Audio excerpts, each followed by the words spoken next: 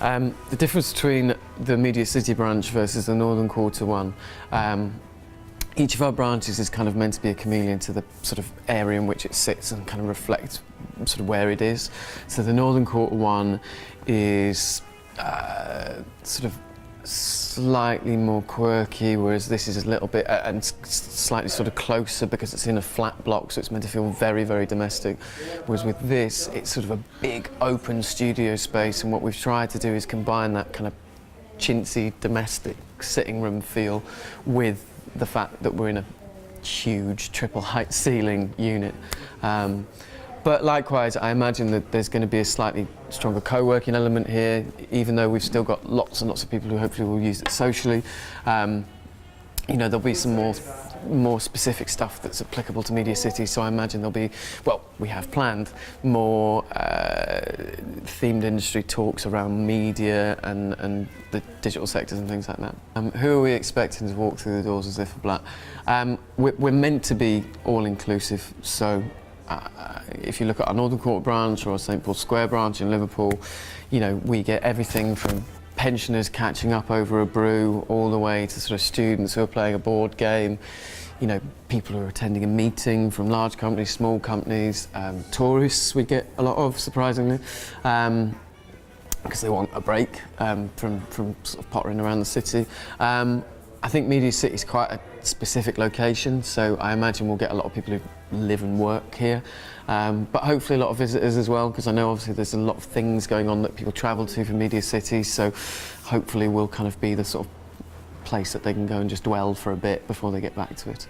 People always ask us this, how do you make any money? If you look at a standard cafe, typically a normal cafe or a restaurant, the biggest cost is staff and rent. When you buy enough coffee and enough cake, you know, you're buying it in bulk, and even though it's good quality, the unit cost does come down. Yeah. We try and vary our stock as much as possible as well. We also make it work because it's self-serve and because it's meant to feel domestic and sort of co-owned. People obviously do their own washing up, so we need less staff per head. But generally, people don't take the mick as much as you think they would. You know, our average stay is an hour and a quarter, which an hour and a quarter comes to about a £5. If you go to Costa and spend a £5, you will have one cappuccino and one small brownie. Not that we're necessarily competing with Costa, but if you've come here, you've jumped on the super fast Wi-Fi, you've checked your emails, you've had a couple of slices of cake, a bowl of cereal, 2 cappuccinos, played a board game, sat on a comfy couch, you know, read the paper in an hour and a quarter, you know, generally when people come, they come back because I think they like that experience, and, you know, the novelty of the paper minute gets them here. That kind of comfortable sort of community element keeps them here, and I think that's what makes them come back. We've got lots of events planned. We've got a number of different gigs planned. So we did a big research project before we started this to try and speak to the people who sort of lived and worked in MediaCity to ask them kind of what kind of stuff they wanted. And top 5 were gigs, themed industry talks, networking events. I think there was a creative writing club as well, and pop-up food events. So that is what we will do. We look after all the UK branches. This will be our largest branch ever. The original concept came from Russia. The largest one ever done was our Edge Street one 2 years ago, and this is 300 square feet more than the Edge Street branch, so this is now officially the largest Ziferblat in the world. Why MediaCity?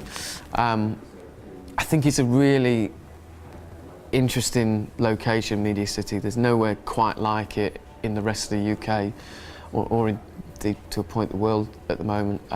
There's so much going on here and so much activity. You know, you walk past these buildings and, you know, something's being made in there, something's being made in there, and even though sort of it's a very new location compared to somewhere like, let's take Manchester, Spinningfields or the Northern Quarter, the response we've had from the research project and from just initially announcing that we're going to be here has been overwhelming, more so than any other branch we've opened before, which obviously fills you with confidence.